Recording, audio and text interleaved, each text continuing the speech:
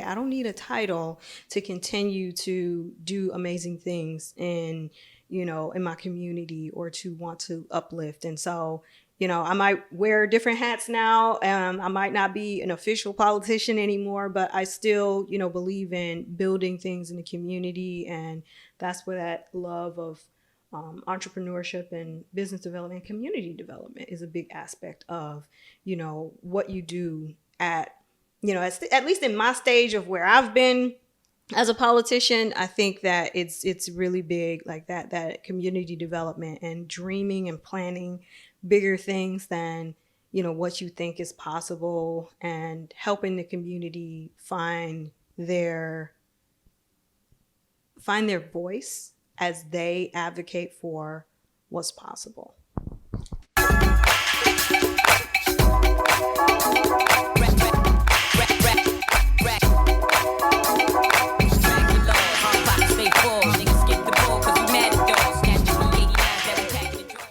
What up, though, Black Friday family, and welcome back to another installment of the podcast. Today, I have with me Miss Ernestine Lyons, who is a former city council politician here in the state of Michigan, a tech enthusiast, and also a small business advocate. How you doing today?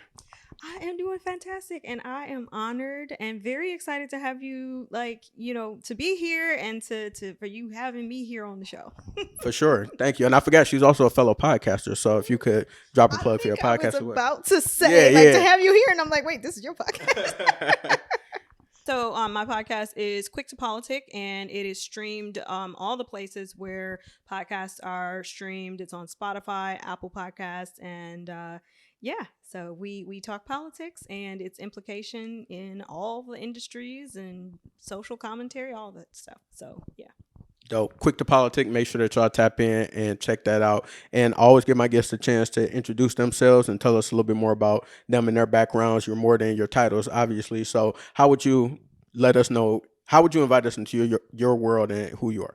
You know what? Denzel and I were talking about this before the podcast, and then there's a sign behind me that says it's a beautiful thing when a career and passion come together. So I'm a politician, but I'm also a advocate. I am an entrepreneur, and I'm also a, just person who has worked in the entrepreneurial ecosystem, supporting work for folks who have ideas and, are already launching a $1 billion unicorn company. And, but then I'm also a creative. I, host a podcast because I love the art of storytelling and broadcasting. And so I'm those things, but I'm passionate about policy. I was elected to Harperwood City Council, and right before the pandemic, and I love policy and politics, and I always wanted to be involved in just making changes to not only our laws, but making changes around like how we engage in our communities and what we create. And so one of my friends has this adage that if it doesn't exist, build it. And I am a full supporter of, just getting out there and whatever you want to see, create it. And that's what your politicians are for. They're not meant to show up only when it's election time. They're meant to be there for you to help, to help you build whatever it is that you want to see in the world and be the change. Dope. And I love that, being able to kind of utilize the saying that's right there and be able to combine your passions and your career. Because I know for me, being able, like, always having a job surrounding around marketing, I would do different aspects of marketing. So like data analytics and all those type of things, not like what I deemed as fun as far as the creative or creative aspect, video editing, design, graphic design, things like that. So being able to kind of like compensate for those things outside of work, like in my extracurriculars. So having different roles on like different boards or nonprofits, or actually like doing my own creative thing, being able to incorporate that, I think it just makes you more well-rounded as a person overall. Oh yeah. And I think that like working in these worlds of small business development. I've worked for governments, I've worked for nonprofits, and I think it's the perfect marriage of like the other side of me, which is I like to consider myself a global citizen. I've lived all over the world. I my undergraduate, I went to Wayne State, and right here in the heart of Detroit, and I focus on international relations. I lived in Russia, China, South Africa, Cuba, Barbados, and I've traveled all over the world, seen all of these different countries, and I've been a learner and lover of languages, and that was my entrepreneurial pursuit. It was this, need to let people see that you can just never let a lack of resources keep you from being resourceful. I know Denzel and I were talking about being resourceful. We had one critical component missing from today's show, but we were like, nope, the show must go on. We're going to create it. And so, I think that's really one big aspect of, what drove me to start a business, which was to create more global citizens and to show people that not only can you, just kind of create things out of nothing, but you can go off and see the world, experience new things beyond your own borders, and it'll really expand your mind. And I think that's really what being entrepreneurial is. It's expanding your mind and being open to new things, new experiences, new perspectives, and then allowing that to help you help other people, because you're creating things like, Denzel's creating this podcast to serve other people, to, share experiences so that someone can learn and take a little glimmer of information and take it and run with it to, really feel empowered to do whatever it is they want to do in life. 1,000%. And I'll add, as far as being creative and being able to make something out of nothing, as an entrepreneur, small business owner, regardless of what you think you have to wear, regardless of what your passion is or where your overall strength lie, you have to wear a bunch of different hats. You got to be the account person, you got to be the tax person, you got to be the salesperson, yeah, janitor, Right, right. marketing, yeah, all that. You wearing all the hats, especially when you first starting out. So I think that that's very important. But I will pause on the background and business questions to introduce you to my favorite part of Black Fridays, which is Freestyle Fridays.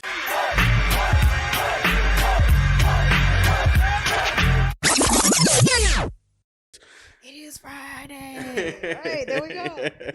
So Freestyle Fridays is a random assortment of questions. They're all about you, so you shouldn't get them wrong. And I just ask that you answer every question and you answer honestly. Okay. All right. And I'm not going to think too long on them. All right. All right, let's do Okay. it. Let's do I'm it. excited. So what is your favorite time of the year? Fall. Mm. Because it's like I do not like summer. I hate summer. I hate it when it's this hot. And I don't like air conditioning. So I'm just like miserable around this time of year. And I was born in January, so I love snow. So, but sometimes it's a bit much. So fall is like perfect. You can wear sweaters and pumpkin spice everything. Pumpkin spice everything. I agree. Fall is my favorite as well for similar reasons. I don't necessarily like being crazy hot, but I do appreciate the heat, especially here in Michigan, because we don't get a ton of it. Which is why I love Michigan, because we don't get all that heat. Like, we don't need it. Right.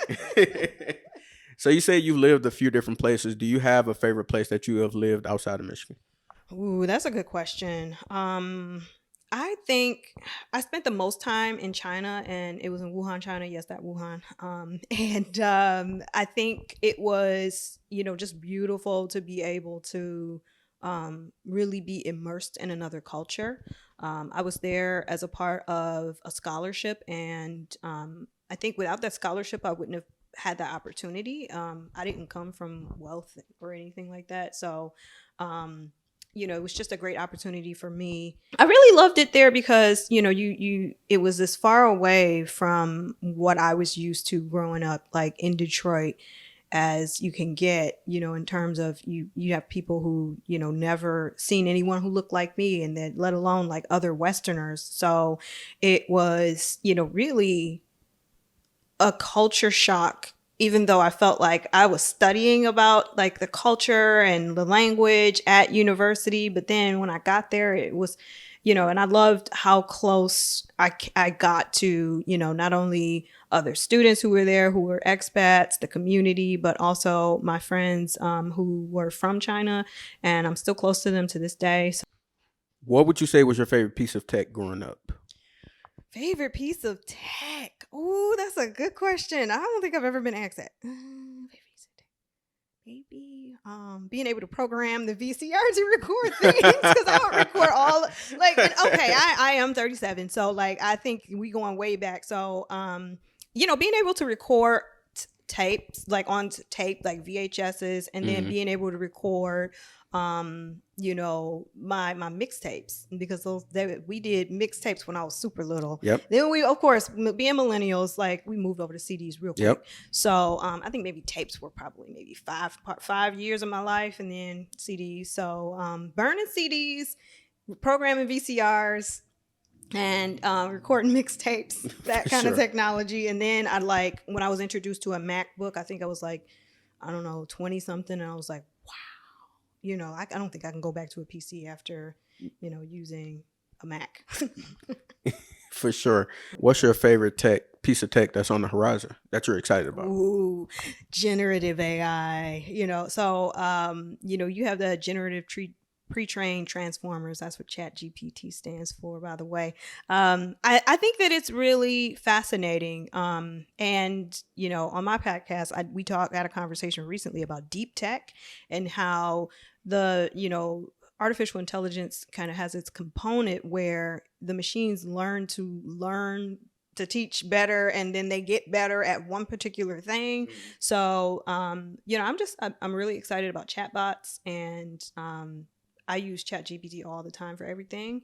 If anything, I feel like I'm beginning to over rely on tech. So yeah, that's I think I'm most excited about generative AI and just kind of creating things.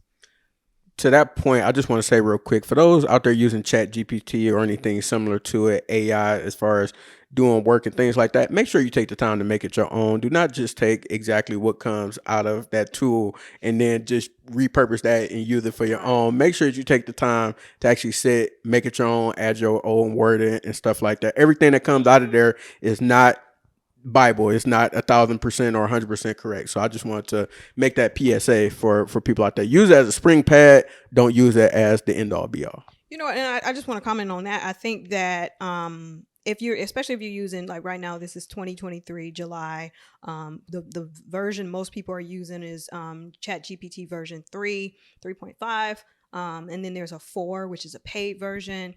Both of them can be extremely derivative and repetitive. So it'll give you the same stuff over and over. It'll be like, write me a paragraph about, so I could learn about the benefits of using I don't know, botanicals to calm you down, and then it'll just repeat things over and over again. And it just, you want to go in there and, fish out like what is true. And I would recommend, even if you're really big on ChatGPT, look into Bard, and you can also look into that's Google's version of Google's ChatGPT. version of ChatGPT. And then there's also Bing has partnered with ChatGPT. And when you search via Bing using the generative AI, it'll give you citations, like it'll give you sources. And so Google does the same thing. So look into it that way and just kind of make sure that it's not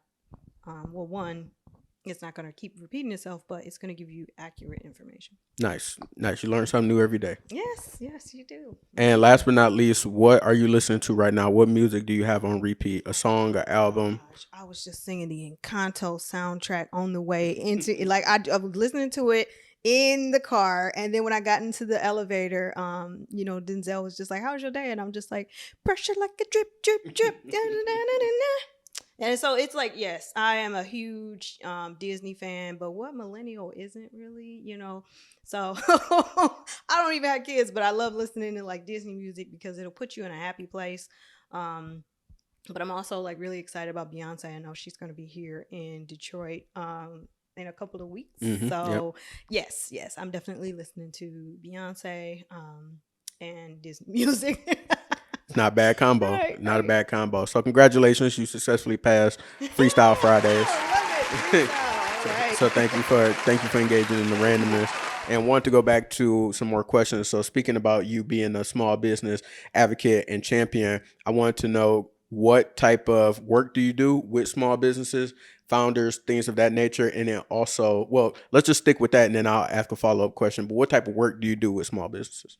Right, and I'm gonna try to keep this quick. So I essentially work for, like, currently I work for a nonprofit, and I run an entrepreneur in residence program, and we focus on like helping tech founders, really be able to scale the business, to get connected to the three things that most founders, especially at a certain stage in a startup, are going to be wanting to get connected to: capital, mentorship, and customers. So capital, customers, and coaching, the three C's. And so this program, it focuses on immigrant founders, whereas before, I worked for organizations. One was a nonprofit right before this, and then the other one was a municipal entity working with the city of Detroit that focused on business opportunities, creating opportunities for people who have ideas. And so throughout my career, I've been able to work with folks who, I have an idea and I make cupcakes in my kitchen and people really like them. And so I would love to see my cupcakes in an actual brick and mortar, but I have no idea where to start. And so I've worked with organizations that where I sit down with founders and I'll tell them, like, okay, well, this is what you want to do to start. You want to get your license. You want to copyright your name in the beginning stages of things. And then eventually, like, I've worked with organizations that help them to walk away with a business plan, and then they know where to go from there. So I've worked with orgs that focus on ideation, like incubators, accelerators, and they'll help people take something from idea to product, to minimum viable product, and then they're able to hit the market, find more customers. And so now I'm working with companies that are more advanced, more developed. They're already looking for seed funding. They're in Series A with angel investors and with venture capitalists, and they are able to just keep those operations going there. And the distinction between small businesses and startups is, a big one, really. I've worked with both. A small business, it takes a long time. And a lot of times they'll have a lot of overhead, whereas a startup is going to be very lean and they move very quickly. They're disruptors. A lot of times they're going to be tech companies, and they'll have like fewer employees. They'll have maybe three guys, who have some tech and they've built an app, and, then they move so quickly because, of the potential, and, they've got this technology and they're able to leverage that to get funding. And, I think that there's a lot, when it comes to both of them. There's a lot that goes into it. A lot of dedication, hard work, a lot of having to network and having to be everywhere, be everything, and wear all the hats. And so, I've worked with those organizations through most of my career and been the person who, like, I think Arabia, who was on your show, she was just like, "Oh, so Yep. you the plug?" And it's like, yes, yes.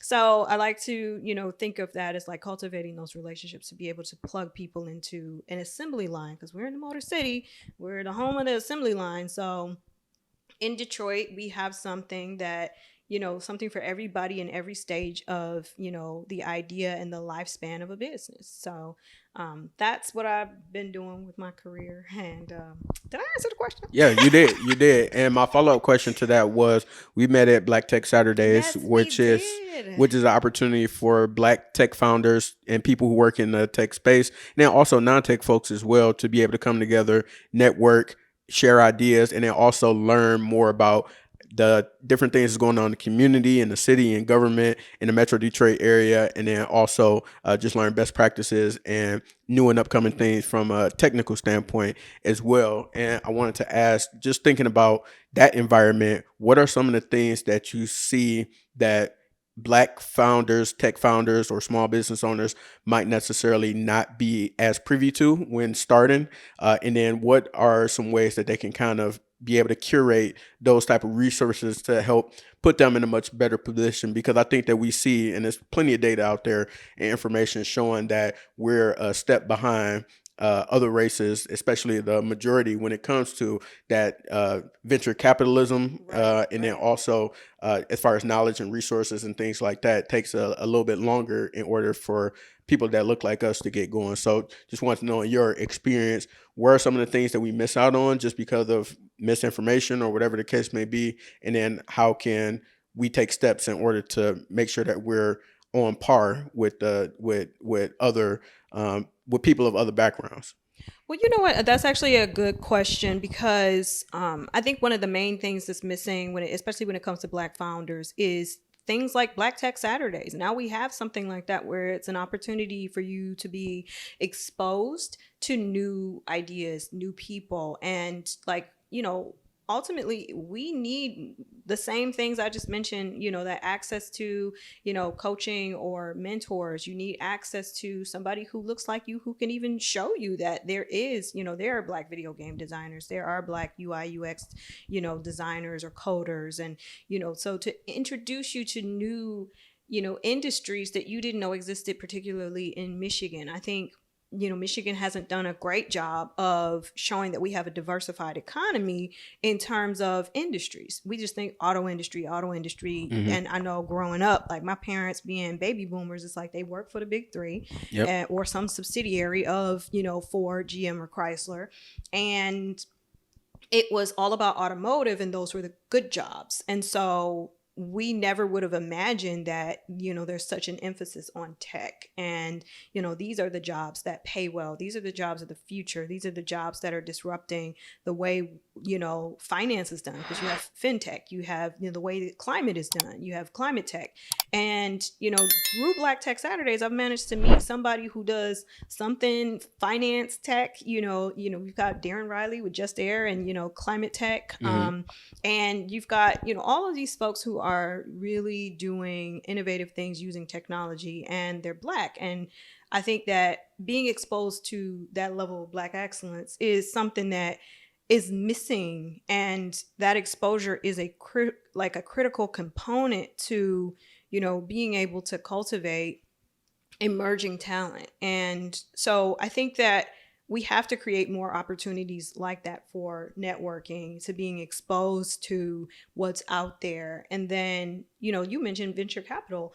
And I think that, everybody, all of our founders that are, I've worked with, no matter what their background or ethnicity, it's like this is always a challenge. And, a lot of times in Michigan, we don't necessarily invest in something that isn't, automotive in nature. And Hmm. we have our venture capitalists and investors here are more reluctant to invest in something that is not as known. So if it's a new and emerging technology and no one's ever heard, I mean, like, maybe 15, 20 years ago, nobody had ever heard of like a Uber or Lyft, or even thought that the concept of ride sharing could have been a thing. And so I think that places like Silicon Valley are known for taking risks on ideas that no one's ever heard of. they Hmm. they they innovate because they don't look at something and say, I've never heard of that, so therefore I'm pass. And I think we do that a lot here. And so you couple that with the, disadvantages that Black founders face because they're not in rooms where it happened. Hmm. And you're not in spaces where you see any examples, you're not in spaces where you're getting enough mentorship. And then Michigan as a whole has a, sort of problem with investing and venture capital and finding access. And then you look at Detroit as a whole with, its the median income in Detroit, this is an alarming statistic, is about $20,000 a year. And so I think there's already a problem with folks getting into this middle class, level where you can begin to even use your own seed funding to get Hmm. yourself started. So I think, it's that classic needing to have access to customers, mentorship, capital, and coaching. Agreed. Agreed. And I'm curious as to your love of tech and then also your background in being a city council person for city of Harper Woods, which is a suburb of Detroit, and wanted to know what was your experience like being a part of city council, and then also the other government work that you've kind of done. How does that, and then part B of that, how does that impact the world of tech, and then some of the things that you just talked about going on in the city of Detroit, and how do the two kind of overlap? Well, one, I feel like I've always been interested in politics, and I've always loved like being involved in the community. And you know, I think one of the main things we talked about, like me even coming on this podcast, I want to inspire people to be able to run for office and know that it's not as daunting as you think, and you don't have to have this degree, that degree. You just have to be a doer and run for office and serve your people. And your people will love you because you are there for them, doing the things that they want to do and the things they never even dreamed or envisioned for themselves. But I started, like, to answer the question, I got elected to Harper Woods City Council after serving on planning commission and storming into like the mayor's office in Detroit, to ask for like an internship. And I ended up, working this internship with the city of Detroit while I was in grad school getting a master's in political science. And so I started like inching my way into things that were related to politics.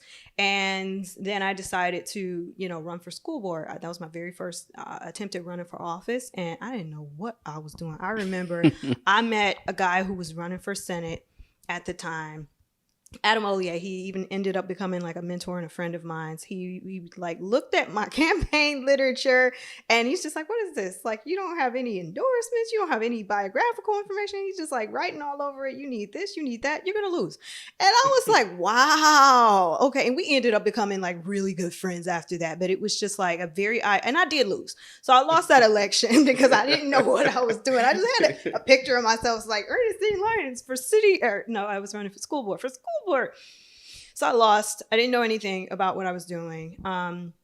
And then I learned, I actually ended up with Adam as a mentor. And, I started asking other people who would run for office and, asking the people like what they want, getting to know the community better. I mean, I lived there for 25 years. And at that point, I'm just like, well, okay, I know this community. Like, let me get involved. So I started creating, just events. We had a storytelling bike tour with my friend Cornetta Lane, who is this huge innovator in the community. I used her quote earlier: if it doesn't exist, create it. And so we organized this, and then I organized like the Harper Woods Soup, which is Detroit Soup is a huge opportunity for entrepreneurs, to pitch and get seed funding here in Detroit. And so we did Harper Woods Soup a few times, and then after that, I ran for mayor on a platform of innovation, which is like that level of technology, and then also small business development and incentivizing doing business in my city, in my community. So like through programs like that, we wanted to see more of that. And at the time, Harper Woods had a huge shopping mall that was dying. Eastland Mall was like just a shell of its former self. And we were trying to bolster either people to come back to the mall or maybe re-envisioning the mall as, a space where innovation can happen, sort of like Durfee Innovation Center, became this space where you've got co-working, you've got, incubators and accelerators. And so I had this big plan and I ran and I won. I ran for city council and I won. And I was like, okay, let's get to work. And so, it was really this opportunity. And once I got in there, I did realize how hard these things actually are, even at the municipal level. But I do think we had some victories when it came to, the mall ended up being redeveloped into light industrial manufacturing when I was on city council. And we kept that momentum going with like trying to bolster development there in the city. And I wanted to continue that kind of momentum, and I decided to run for mayor of my hometown. And I ended up losing that election, but it really, I learned a lot of lessons. And from that very first election I lost to like winning another and then losing another, I think, there were a lot of lessons that were learned. But then there are also still like there are people in the community who are just like, what are we going to do next? And I'm just like, okay, I don't need a title to continue to do amazing things in, in my community, or to want to uplift. And so, I might wear different hats now. I might not be an official politician anymore, but I still, believe in building things in the community. And that's where that love of entrepreneurship and business development, community development is a big aspect of, what you do at, at least in my stage of where I've been as a politician. I think that it's really big, like that community development and dreaming and planning bigger things than, what you think is possible, and helping the community their find their voice as they advocate for what's possible.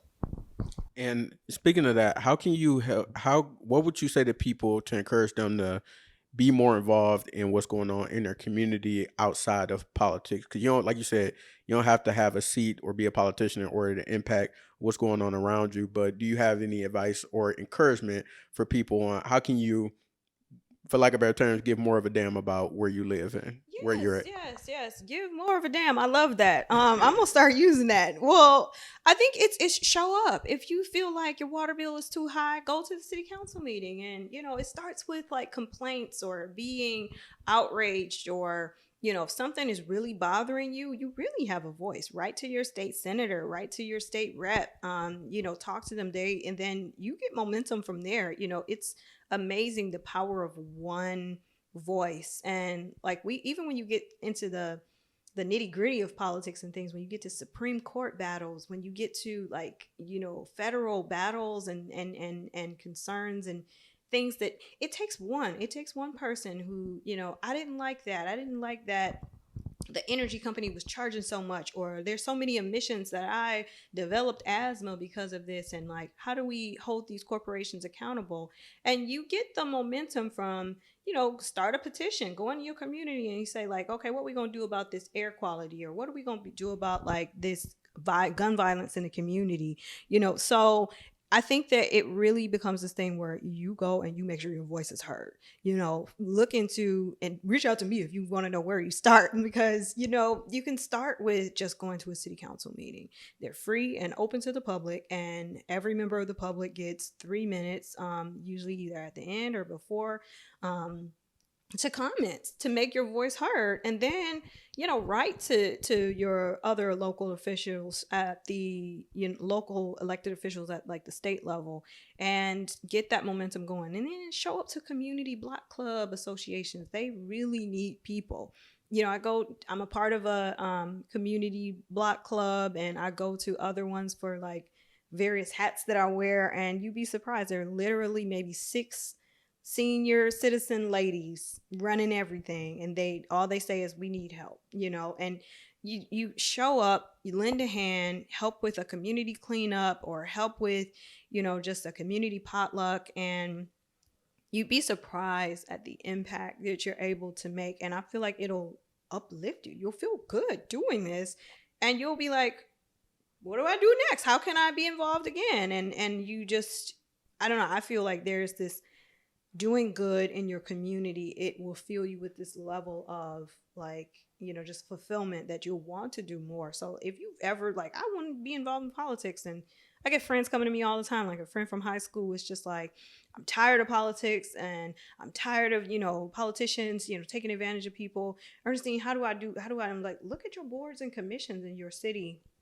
And he lived in one city, and he just kind of looked at it as like, oh, there's a position open on the arts commission, and I'm like a guitarist, so I'm going to join that. But then from there I want to build more in the community. So it really, you can start small, but like, it's a democracy. Run for office. You'd be surprised at how easy it is. And it can be challenging, and it can be like, people will like come for you. I have people coming for me with all kinds of crazy stuff, and I'm just like, oh my gosh, this is just a small town. Like, why are we focused on this all up in my business? But it's really a labor of love. And so I would encourage you to get out there and be involved, even if you don't want to be the person who's like holding the seat, being the elected official. Be the person who's behind the scenes You and do something. yes, do something. All right. Speaking of having a voice, DT, y'all gonna have to come see me because y'all rates is too high for as many outages that y'all be having. If somebody go outside and sneeze wrong, y'all gonna have to come see me. Y'all gonna have to take it easy on them rates and chill out on that bill. That's when you talk to your state rep, talk to your state senator, and they will work. They have DTE representatives that they are in contact with to hear the concerns of the citizens. I'm gonna have to get to the rep and the senator, but DT, if anybody working at DT and you listen to this, I'm talking to you directly. Chill out on them rates. Yeah, chill out on the rates. So what's next for Ernestine? What's next for your show, your podcast? What's next for you as far as what you would like to do in the next frontier of tech, politics? What do you see in your crystal ball? Well, next I'm gonna have Denzel on my podcast and There we go. Get to know like him and all this fancy tech that I don't use that he's using. So and hear his story. But I definitely want to run for office again. I just feel like I have to sit back and listen to what the calling is. But in the meantime, like I said, you do not need to have a title to make an impact and make a difference. So I'm working with, just all of these, nonprofits and organizations to bring the best to the entrepreneurs who exist in Detroit, make sure that they're connected so we're not operating in silos, continuing to be an advocate for, not only new and emerging technology, but Black Voices in Tech is a series on my podcast. So, just tune in for just some of the perspectives on what's happening, how you can be involved, what you can learn, how you can, just grow and see the world. And if you want to see the world, talk to me. It's like, if you want to learn language, then, talk to me about that too. So, yeah, we're all about being global citizens. And I think that a big part of that is being the person who's willing to jump in and advocate, and, just helping to bring the world to us when we create things that don't exist by empowering each other. Dope. Well, thank you for your work that you do in the community. Thank you for being an advocate for small business, Black tech founders, technology in general, and then also of the state and Michigan. The work that you do is important, so greatly appreciate it. And thank you for sharing your story on the podcast today. Thank you so much for having me here. And this has been, I especially love like the rapid fire questions, like, with the, that's beautiful. So thank you so much for having me. Of course. All right. And everybody watching, I'll see y'all soon. Peace. Bye.